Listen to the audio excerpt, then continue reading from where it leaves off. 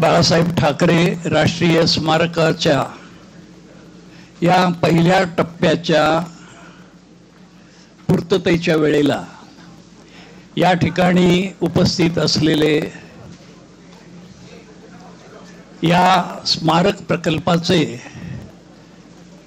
प्रमुख मार्गदर्शक संकल्पना ज्यांची ते आदरणीय शिवसेना पक्षप्रमुख माजी मुख्यमंत्री उद्धव बाळासाहेब ठाकरे, या विश्वस्त संस्थेचे अध्यक्ष माननीय आदित्य ठाकरे, सर्व सन्माननीय शिवसेनेचे नेते, खासदार आणि पत्रकार बंधूंनो भगिनींनो, या पत्रकार परिषदेला आपण सुरुवात करत आहोत. याची पूर्वपीठिका की ह्या ठिकाणी जे महापौर निवास ही जी वास्तू होती त्या ठिकाणी माननीय बाळासाहेब ठाकरे यांचं भव्य स्मारक उभारण्यासाठी ही जागा ठरवण्यात आली.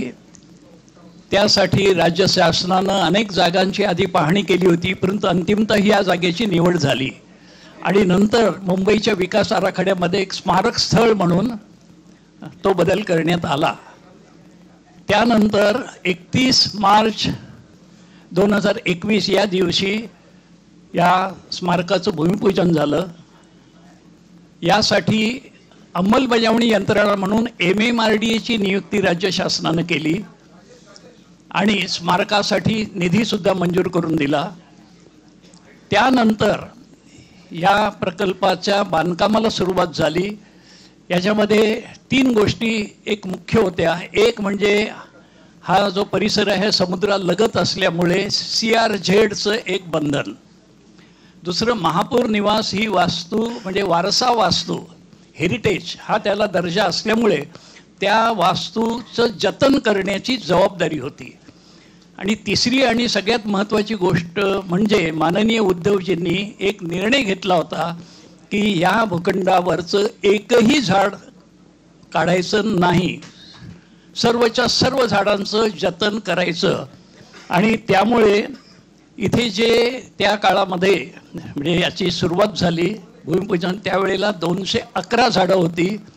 आम्ही आणखी काही झाडांची लागवड केली आणि आज या ठिकाणी 233 झाडं आहेत. मी तो जो शब्द दिला गेला होता की सर्व झाडांचं जतन होईल, ती सर्व झाडं या ठिकाणी आहेत. त्यामुळे हिरवाई इथे फार आल्हाददायक अशी आहे. आणि ही जागा ही माननीय बाळासाहेबांची अत्यंत आवडती जागा होती. त्यांनी अनेक वेळा इथे ते येत असत. अनेक थोड्या मोठ्यांच्या भेटी बाळासाहेबांनी इथे घेतल्या, त्या मोजक्याच झाल्यात परंतु इथे झाल्या. अगदी पंतप्रधान अटल बिहारी वाजपेयीसुद्धा बाळासाहेबांसोबत इथे आले होते. अनेक मान्यवर इथे त्या काळामध्ये बाळासाहेबांच्या त्यांच्या भेटीगाठी इथे झालेल्या आहेत. अशी हे स्थळ निवडण्यामागे ही प्रमुख भूमिका होती की माननीय बाळासाहेबांची अत्यंत आवडती जागा आणि इथे एक अप्रतिम जागतिक दर्जाचं स्मारक उभारण्याचा आमचा निर्धार आहे.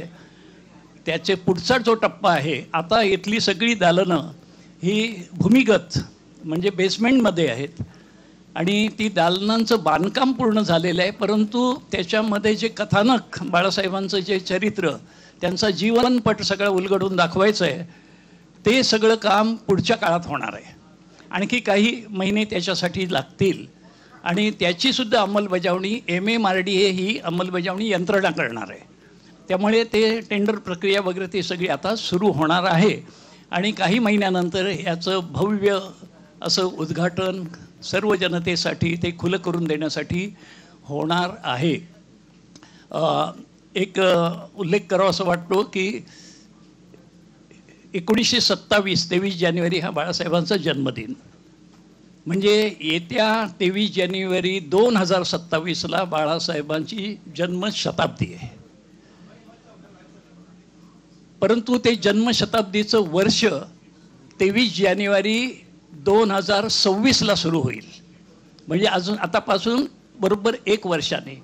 आणि आमचा असा पुरेपूर प्रयत्न राहील की जन्मशताब्दी वर्ष 23 जानेवारी 2026ला सुरू होण्यापूर्वी हे स्मारक सर्वार्थानं पूर्ण करून लोकार्पण त्याचं केलं जाईल असा मला विश्वास वाटतो. आपण सर्वजण आलात, आपल्याला धन्यवाद आणि आपलं स्वागत. मी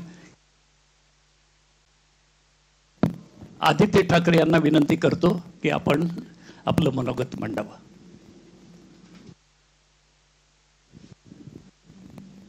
धन्यवाद. आज सर्वांचं मी इथे स्वागत करत आहे. अनेक लोक मला हे प्रश्न विचारत होते की हे पूर्ण कधी होणार, आज पूर्ण झालंय का, आज उद्घाटन आहे का. तर आज उद्घाटन नाही आहे, पण आज एक महत्त्वाचा टप्पा आपण पूर्ण केलेला आहे. ते म्हणजे फेज 1 जे ह्या राष्ट्रीय स्मारकाचा होता तो पूर्ण झालेला आहे. मला आठवतं ह्याचं भूमिपूजन कोविडच्या काळात सुरू झालं होतं, तेव्हा मुख्यमंत्री उद्धव साहेबच होते. आणि तेव्हापासून आत्तापर्यंत अनेक बैठका झाल्या, रिव्ह्यू मीटिंग झाल्या, साईट व्हिजिट झाल्या. कधी उद्धव साहेब असतील, कधी मी असेन, देसाई साहेब स्वतः मला वाटतं दर आठवड्यात येतच असतात. आणि महत्त्वाची गोष्ट म्हणजे आपल्याला इथे एक पाहायला मिळालं असेल, साधारणपणे सगळ्या स्मारकांमध्ये पहिली एक जी गोष्ट दिसते तो म्हणजे पुतळा असतो.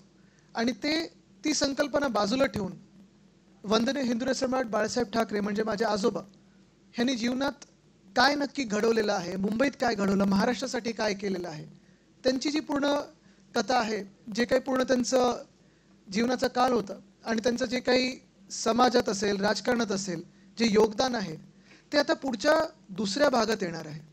पहिला जो भाग होता, पहिला जो टप्पा होता, आजचं जे आर्किटेक्चरचं पार्ट होतं ते पूर्ण झालेलं आहे. आणि ते आज आपण शिवसेना उद्धव बाळासाहेब ठाकरे पक्षाच्या सर्व सन्मान्य नेत्यांना, लोकप्रतिनिधींना, मीडियाच्या माध्यमातून आपण जनतेसमोर आणत आहे.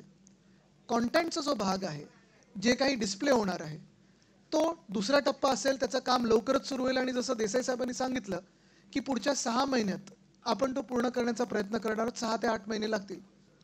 एक महत्त्वाची गोष्ट आहे की ही जागा, ही वास्तू फार महत्त्वाची आहे. ह्याचं जे लोकेशन आहे आपण पाहताय, समुद्रकिनारी आहेच, पण ह्या तत्कालीन महापौर बंगल्याचं महत्त्व एवढं आहे की माझे आजोबा वंदनीय हिंदू सम्राट बाळासाहेब ठाकरेंनी मुंबई महानगरपालिकेची सत्ता असो किंवा मुंबईवर जे वर्चस्व असो, जसं मातोश्रीतून तेवढंच इथून अनेक बैठका असतील, मीटिंग्ज असतील, महत्त्वाचे निर्णय असतील किंवा दसऱ्याच्या सभेच्या आधी इथे येऊन थांबणं असेल, लोकांना भेटणं असेल, भेटीगाठी असतील, ते इथूनच झालेले आहेत. दुसरा योगायोग हा आहे की जिथे हा स्मारक होत आहे ह्या वास्तूमध्ये, तिथेच समोर आपण पाहिलं असेल छत्रपती शिवाजी महाराज उद्यान आहे. आणि त्या छत्रपती शिवाजी महाराज उद्यानाचं नाव शिवाजी पार्क असं 1927 मध्ये अधिकृतरित्या केलं होतं. त्याच वर्षी 1927 मध्ये वंदनीय हिंदू सम्राट बाळासाहेब ठाकरेंचा जन्म झाला होता. म्हणजे हा योगायोग असावा की नेता आणि ज्या नेत्यांनी जिथे सभा गाजवल्या, देशाला एक वेगळी दिशा दिली, ते देखील मैदान अधिकृतरित्या जन्माला त्याच वर्षी आलेलं होतं. तसंच दुसऱ्या बाजूला पाहाल आपण तर आपला बँड्रावरळी सिलिंग आपल्याला दिसतो.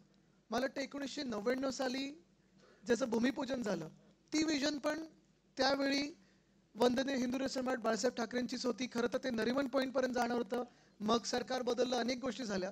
पण दोन्ही बाजूला आपण पाहाल तर साधारणपणे काही ना काही त्यांचं एक नातं आहेच, अर्थात पूर्ण मुंबईशी आहे. पण आज हे घडवत असताना काही महत्त्वाच्या गोष्टी याच्यात लक्ष केंद्रित करून आम्हाला काम करायचं होतं. पहिली गोष्ट म्हणजे जसं देसाई साहेबांनी सांगितलं CRZ, दुसरं म्हणजे हेरिटेज वास्तू, तिसरी उद्धव साहेबांचे आम्हाला आदेश होते की एक सुद्धा झाड न तोडता इथे किंवा त्याला धक्का न लावता तुम्ही काम केलं पाहिजे. तसं आम्ही वाचवण्याचा पूर्ण प्रयत्न केलेला आहे.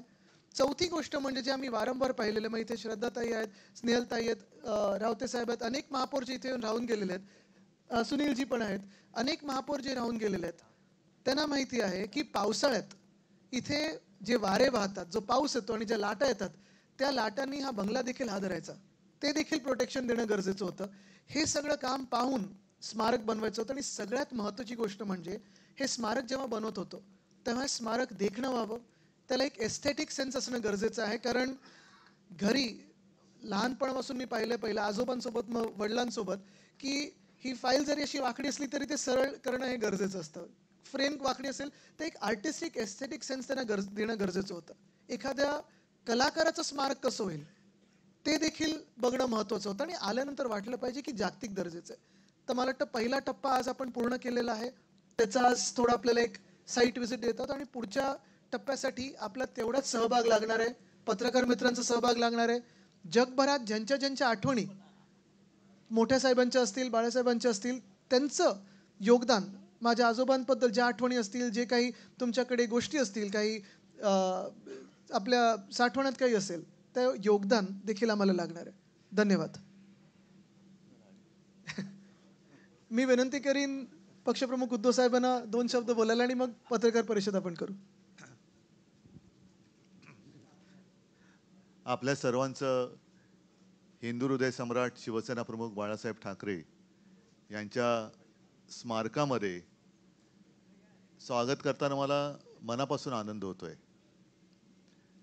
कारण गेले काही वर्ष या स्मारकावरती काम पण चालू आहे आणि चर्चा पण सुरू आहे. मी धन्यवाद देऊ इच्छितो आर्किटेक्ट आभा लांबा आणि टाटा प्रोजेक्ट, कारण हे काम आत्ता सगळं छान वाटतंय पण करणं फार जिकरीचं होतं. देसाई साहेबांनी सांगितलं, आदित्यने सांगितलं, या जागेचं महत्त्व सांगितलं.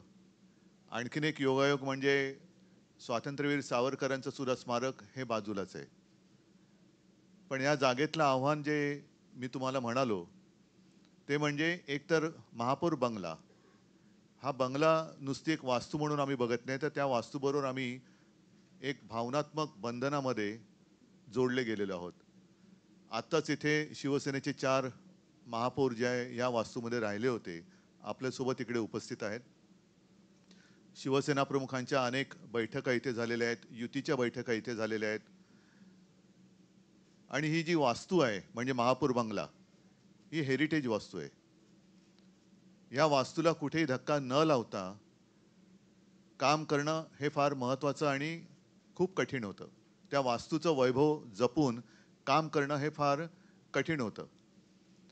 आणि हेरिटेज म्हटल्यानंतर काही नियम असतात, त्याच्यामध्ये CRZचा कायदा हाही एक होता.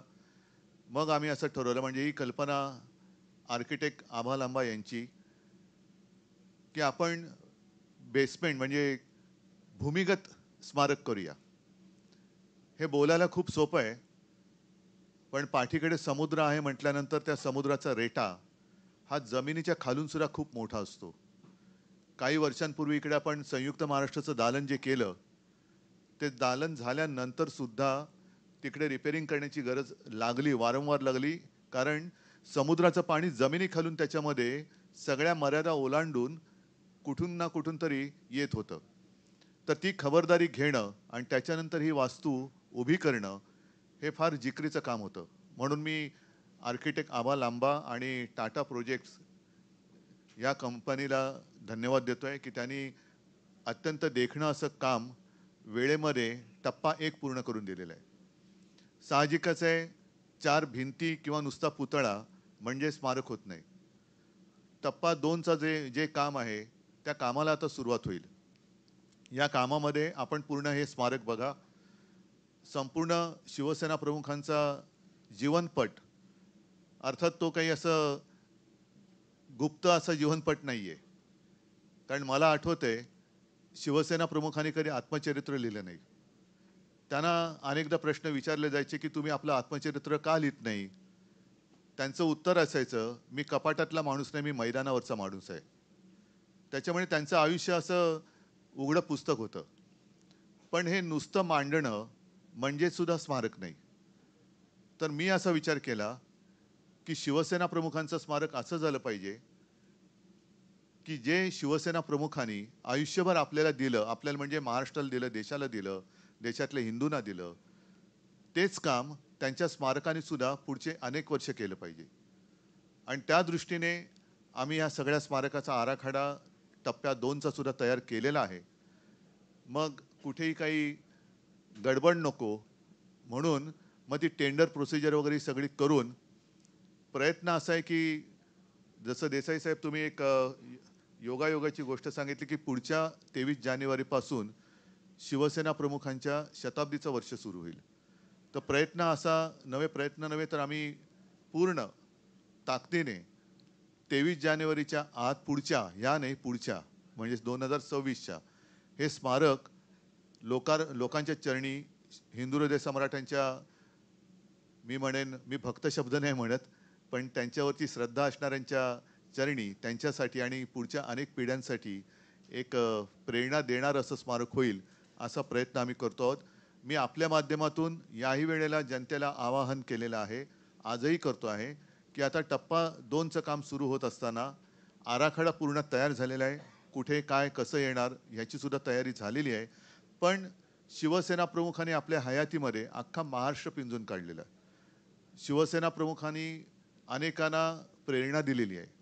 आपल्याकडे त्यांच्या काही आठवणी असतील, काही जुने फोटो असतील, काही भाषणं असतील किंवा काही पत्रकारांसुद्धा मी विनंती करतो की आपल्या दप्तरी काही त्या काळातल्या बातम्या असतील की ज्या त्यांच्या आयुष्यातल्या महत्त्वाच्या घटना आहेत, तर त्याचे फोटो किंवा बातम्या किंवा त्यांच्यावरती लिहिले गेलेले लेख हे कृपा करून आमच्याकडे आणून दिले तर पुढच्या पिढीसाठी ते सुद्धा एक चांगलं मार्गदर्शनपर एक प्रदर्शन नाही मी म्हणत, पण उद्बोधक असं एक ते साहित्य ठरेल. असो, आज पहिला टप्पा पूर्ण झालेला आहे. या टप्प्याची माहिती आपल्या माध्यमातून जनतेला मिळावी हा आजच्या आपल्या भेटीचा हेतू आहे. या निमित्ताने काही प्रश्न असले तर आपण विचारा, मी त्याला उत्तर द्यायचा प्रयत्न करेन.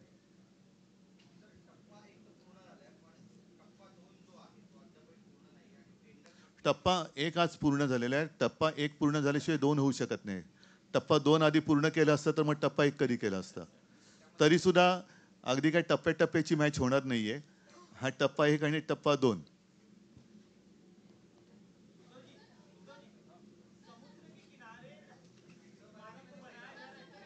एक सेकंड, एक मराठीचं पूर्ण करतो मग तुमच्याकडे येतो. भूमिपूजन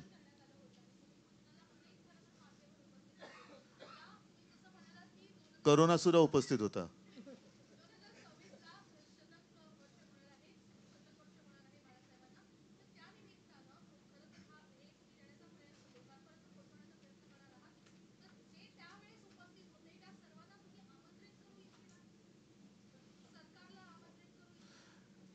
ज्यांनी बाळासाहेबांचे विचार सोडलेले नाहीत ते सगळे आज सुद्धा येऊ शकतात.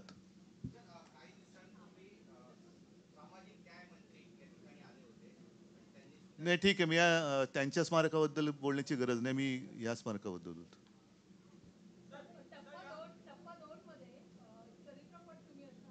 पूर्ण जीवनपट. हा, आता सगळी उत्सुकता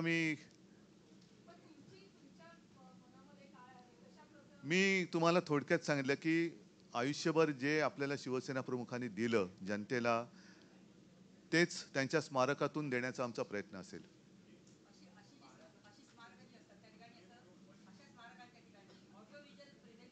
सगळं सगळं सगळं म्हणून मी काय म्हटलं की त्याचं पूर्ण आरेखन तयार झालेलं आहे, पण ते जर का मी आत्ता तुमच्यासमोर सादर केलं तर त्यातली उत्सुकता जाईल. त्याच्यामुळे काही काळ आपल्याला थांबावं लागेल. टप्पा 2 त्याचं डिझायनिंग पूर्ण झालेलं आहे. आता त्यातले काही बारकावे हे आम्ही आणखीन निश्चित करतो आहोत. साहित्यामध्ये त्यांच्याबद्दलचं बाळासाहेबांचं कार्य, फोटो, भाषणं, खूप काही काय आमच्याकडे आहे. त्यांच्या काही वस्तूसुद्धा आहेत. त्या कशा मांडायच्या, कशा पद्धतीने मांडायच्या, लाईटिंग कसं असेल, या सगळ्या गोष्टी आता त्याच्यावरती काम सुरू आहे. आणि याच दरम्यान मी परत एकदा आपल्याकडे किंवा आपल्या माध्यमातून जनतेकडे काही त्यांच्याबद्दलच्या आठवणी असतील किंवा भाषणं असतील, लेख असतील तर ते आणून दिले तर आपण त्याचाही याच्यामध्ये जनतेसाठी उपयोग करून घेऊ. मला असं वाटतं पुतळा असेल किंवा नसेल, केवळ पुतळा उभारणं म्हणजे स्मारक नाही. तसा पुतळा तर आपण रिगलच्या इकडे उभारलेला आहेच. पण परत एकदा सांगतो, बाळासाहेबांनी त्यांनी आपल्याला काय दिलं तेच हे स्मारक देऊ शकेल अशा पद्धतीने आम्ही ते करण्याचा प्रयत्न करतो.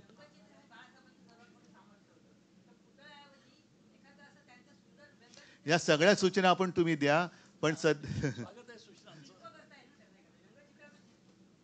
करू ना, जरा थांबा. म्हणून तुमची आता ही जी उत्सुकता आहे ना, हीच मला नाहीशी नाही करायची, म्हणून मी तुम्हाला आता प्रेझेंटेशन नाही देते.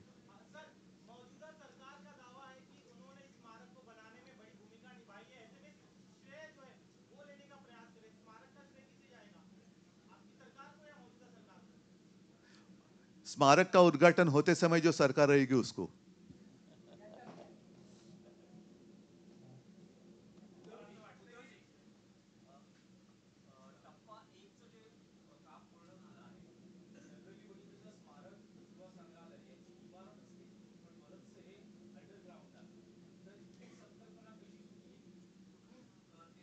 हां, मगाशी मी ते जे थोडक्यात सांगितलं की ही संकल्पना आर्किटेक्ट आभा लांबा यांची आहे. याचं कारण असं की हेरिटेज वास्तू असते त्याला लाईन ऑफ साईटमध्ये काही अडथळे येता कामा नयेत. समोर उभा राहिल्यानंतर ते दिसलं पाहिजे आणि जर वास्तू एकतर तिला त्या वास्तूला धक्का लावायचा नव्हताच हे पहिलं आम्ही ठरवलंच होतं आणि लावूही शकत नाही तसं कायदा पण आहे महापौर बंगल्याला. आणि मग इकडे काहीतरी बांधकाम करणं त्या वास्तूच्या आणि समोर रस्त्याच्या मध्ये जे लाईन ऑफ साईट म्हणतो ते शक्य नाही कायद्याने. मग बाजूला नुसत्या इमारती बांधणं आणि काय करणं त्याच्यापेक्षा मग ही जी जागा आहे परत मला झाडं तोडायची नव्हती. कारण झाडं तोडून ज्या शिवसेना प्रमुखांनी झाडांवरती प्रेम केलं, निसर्गावरती प्रेम केलं, त्यांचं स्मारक मी झाडं तोडून करू शकत नाही. म्हणून झाडंही तोडायची नव्हती. तर अशा वेळेला एकच पर्याय उपलब्ध होता तो म्हणजे भूमिगत. त्याच्यामुळे हे असं भूमिगत कार्य हे याच्या पुढे सुद्धा चालू राहील.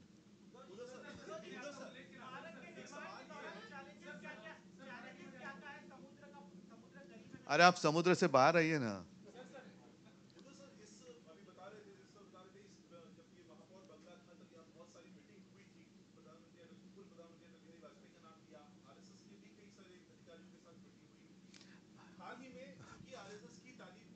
इसलिए भूमिगत है,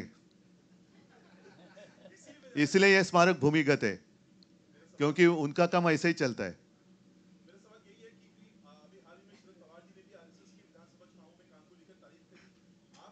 नहीं, मैं आज स्मारक के बारे में कहूंगा.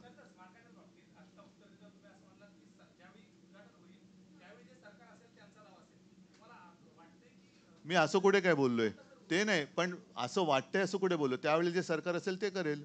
मी असं कुठे बोललोय की सरकार बदलेल, सरकार आमचं असेल, सरकार यांचं असेल. जे असेल ते. ऐसे मैंने कुछ कहा नहीं. मैंने आपका जो प्रश्न था उसको मैंने उत्तर दिया है कि श्रेय का वाद जो है इसमें श्रेय की लड़ाई होनी नहीं चाहिए. मेरा कहने का मतलब यही था, अर्थ यही है कि श्रेय की लड़ाई किसी की नहीं होनी चाहिए. और खास कर जिन्होंने बाला साहब के विचार छोड़े हैं वो तो इसका श्रेय नहीं ले सकते. और सरकार होती है. आज भी ये स्मारक का काम सरकार ही कर रहे हैं. हम स्मारक कैसे होना चाहिए, उसमें क्या बात होनी चाहिए, यही सब काम हम देख रहे हैं. ट्रस्ट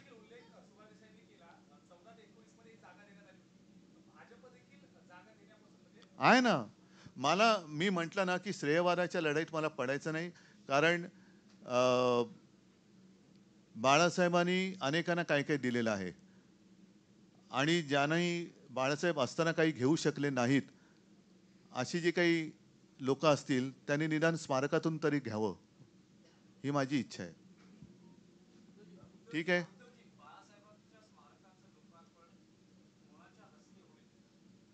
बघा, आधी पहिली गोष्ट सांगू का, आता टप्पा 2चा अजून आता टेंडर निघतील.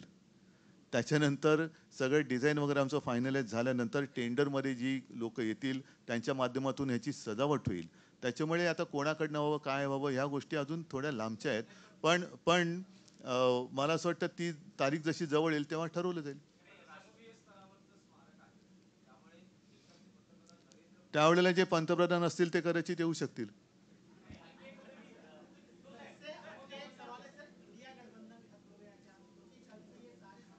बाला साहब थे तब इंडिया गठबंधन था नहीं, तो इसलिए स्मारक में इंडिया गठबंधन की कोई बात नहीं है.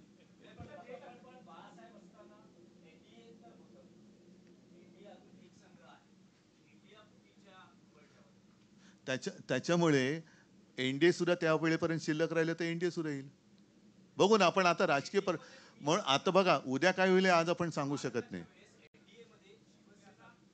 नाही, मी काय म्हटलं, एनडीए त्यावेळेला असेल तर एनडीएची लोक सुद्धा येऊ शकतात. त्यावेळेला जे सरकार असेल ते येऊ शकतात. कारण केव्हा कसं काय होईल. आता भूमिपूजनाच्या वेळेला मी मुख्यमंत्री होतो, आज कुठे मुख्यमंत्री आहे, असं होतात गोष्टी. ठीक आहे, चला. मला वाटतं स्मारकाच्या बद्दल दुसरे काही प्रश्न नाही आहेत.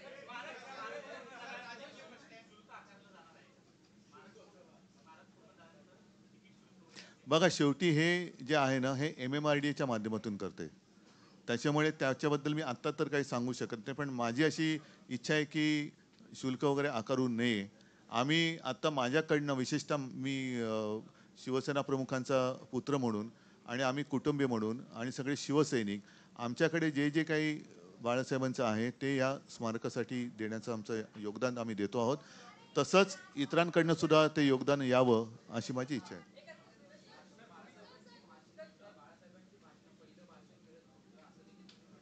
पहिलं भाषण आहे माझ्याकडे आत्ता फोनमध्ये. काही भाषणं मिळत नाही आहेत. कारण याचं कारण असं की पहिल्या मेळाव्याचं भाषण आत्ता सुद्धा माझ्या फोनमध्ये आहे. मात्र त्यावेळेला आत्ता जसं रेकॉर्डिंग किंवा तुमचे कॅमेरे वगैरे आहेत तेव्हा ते स्पूलवरती रेकॉर्डिंग व्हायचं आणि ते रेकॉर्डिंग बहुतेक वेळेला पहिल्या 10 वर्षातलं जे आहे ते माझे काका करायचे, श्रीकांत ठाकरे. आणि त्याच्यानंतर हळूहळू मग छोटे टेप रेकॉर्डर आले, मग डिजिटल आले. तर पहिले 8, 10, 15 वर्षातली जी भाषणं आहेत दसरा मेळाव्यातली किंवा इतरत्र, बाळासाहेबांची केवळ दसरा मेळाव्यातच त्यांनी भाषण नाही केलं,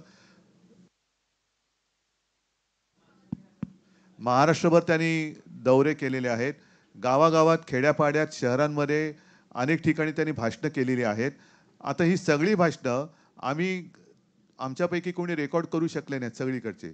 त्याच्यामुळे स्थानिक पातळीवरती जर का कोणी रेकॉर्ड केलेलं असेल तर ते द्यावं ही माझी विनंती आहे.